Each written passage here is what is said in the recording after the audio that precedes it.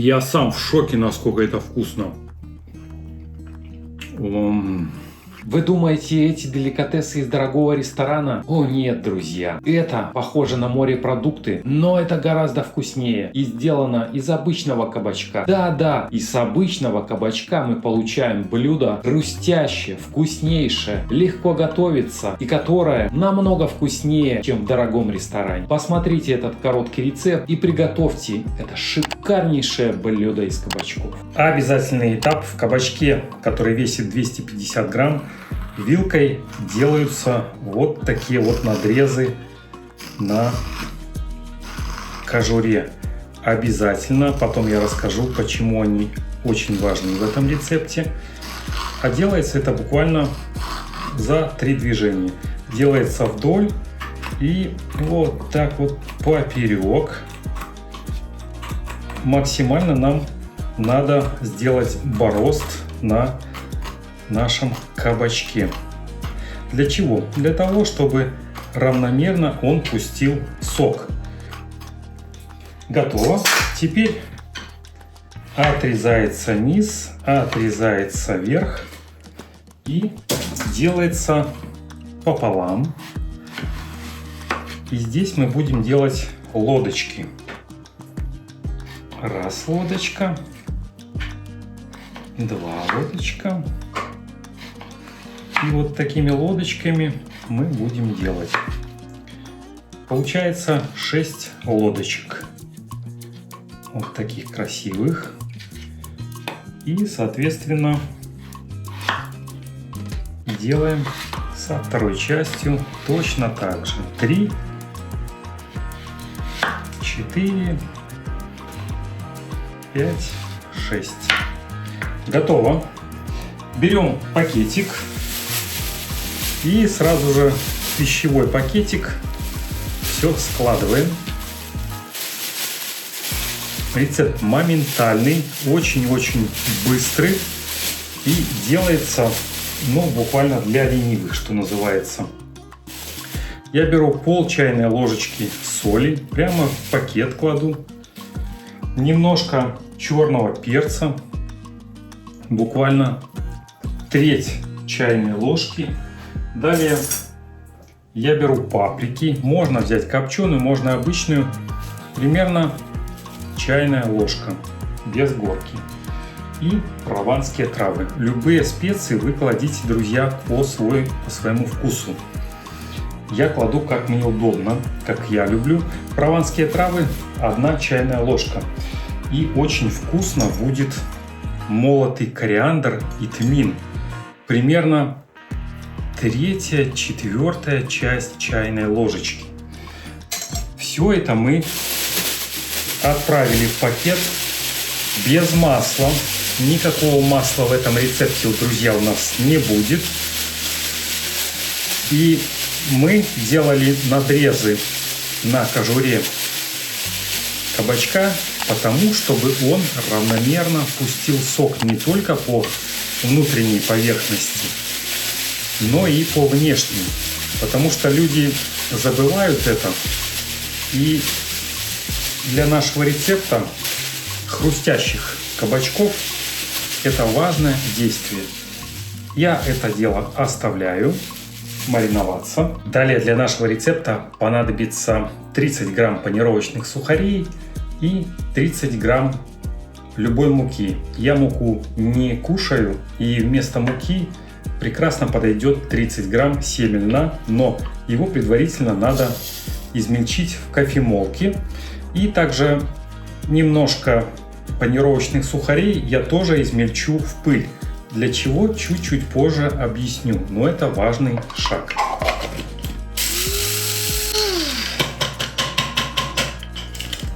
Посмотрите, друзья, какая красота получилась. Духовой шкаф у нас уже разогревается. Я высыпаю содержимое кофемолочки.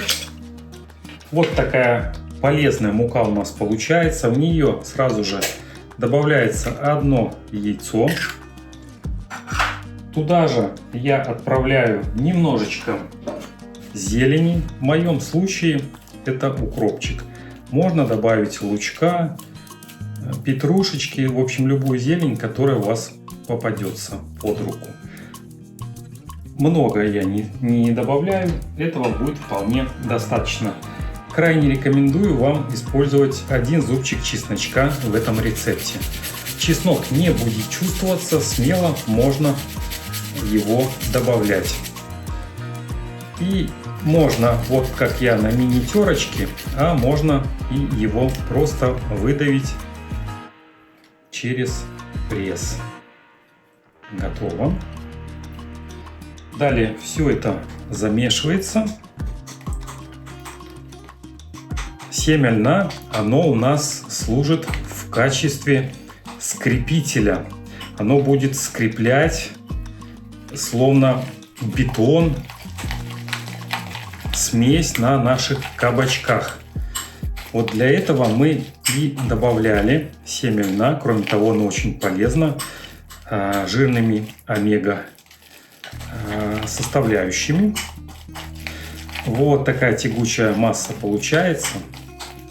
И в нее я добавляю оставшиеся панировочные сухари. Всего, напомню, панировочных сухарей у нас было 30 грамм. Это примерно 2-3 столовые ложечки. Вот такая красота получается. И все, что нам остается, мы берем, раскрываем наши кабачки и туда все это укладываем. И практически у нас уже рецепт готов. Но нам остается лишь размешать равномерненько.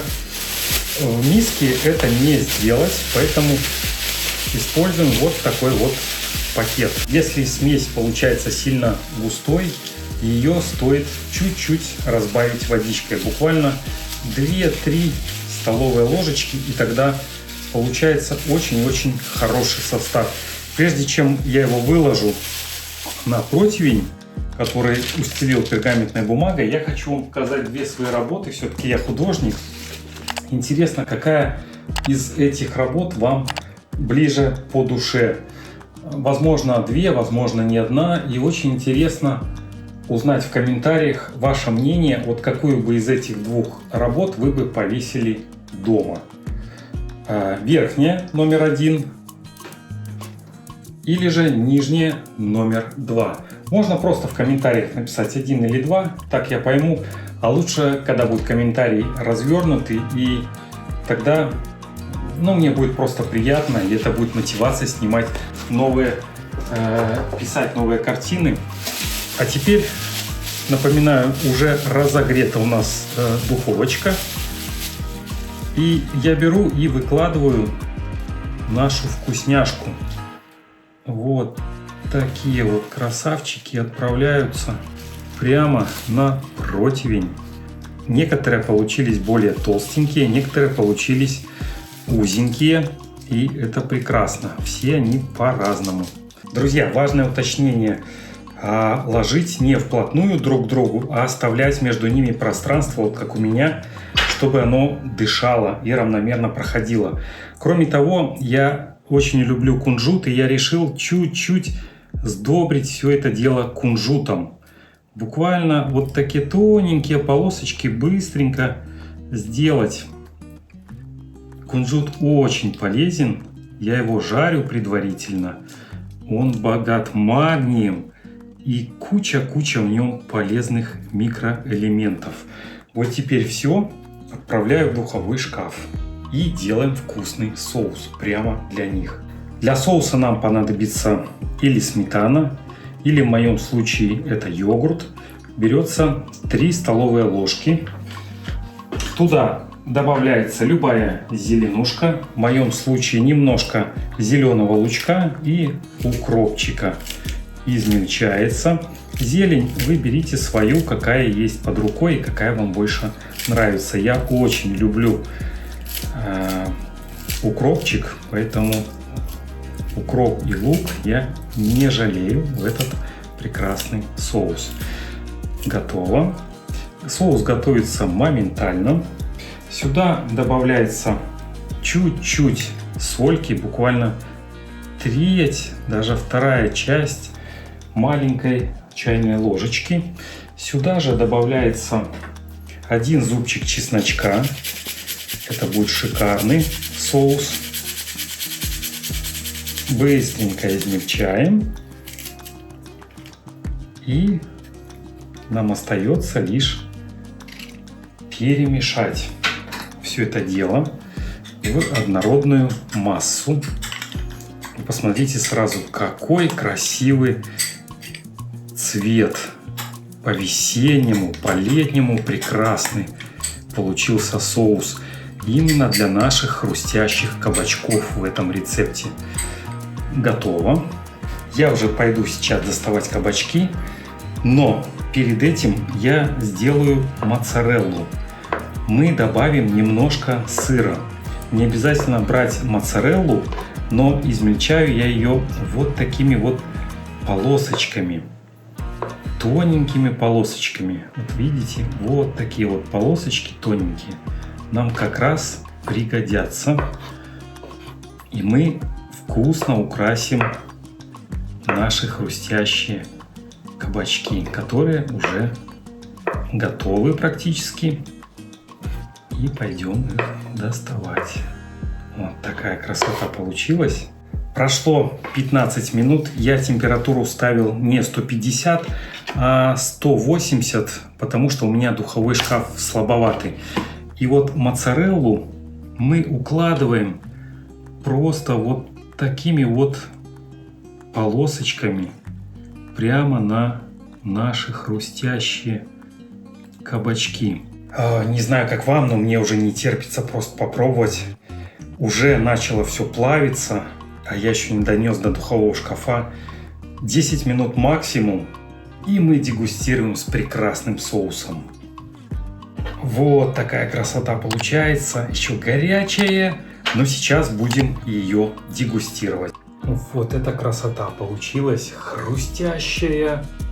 И даже не скажешь, что это кабачки, это словно морепродукты получились. И со специальным соусом это будет вкус, который мы сейчас с вами и попробуем. Получились словно щупальцы осьминога из кабачка. Вот такая красота получилась. Ух ты! Запах шикарный. И сейчас самое время проверить, хрустят или не хрустят эти кабачки. Первое, что я делаю, я беру ножик и... Не знаю, вам слышно или нет, но вот прям так оно идет. Вкус прекрасный, точнее запах. Ну и теперь, наконец-то, вот с этим специальным соусом я и попробую. Щедро обмакиваю. О, да. Друзья, это словно мясо. Те, кто будет пробовать, они точно скажут, это мясо или морепродукты. Я сам в шоке, насколько это вкусно.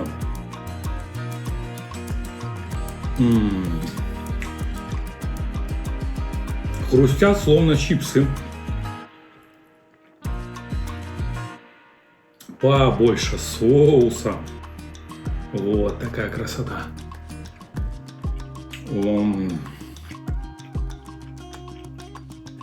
Нежность сочетается с хрустом. Вообще не чувствуется, что это кабачок. Смело можно готовить гораздо больше по данному рецепту.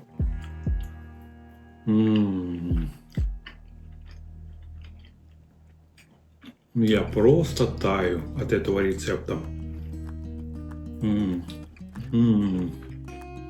Друзья, если вам понравился этот рецепт, я буду рад, если вы его приготовите, потому что это очень вкусно. Я не могу остановиться, насколько это вкусно. Это как будто мясо. Да. Это что-то нереальное. Я в полном восторге от этого рецепта. За считанные минуты приготовили такую вкуснятину.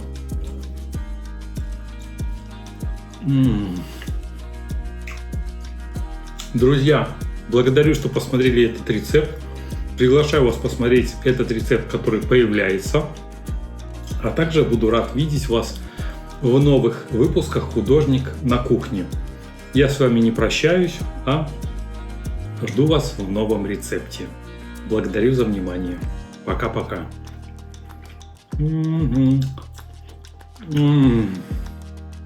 Пока все не съем, я точно не остановлюсь. О, да. А я все еще ем, я не могу остановиться. Уже почти все съел. Как это вкусно.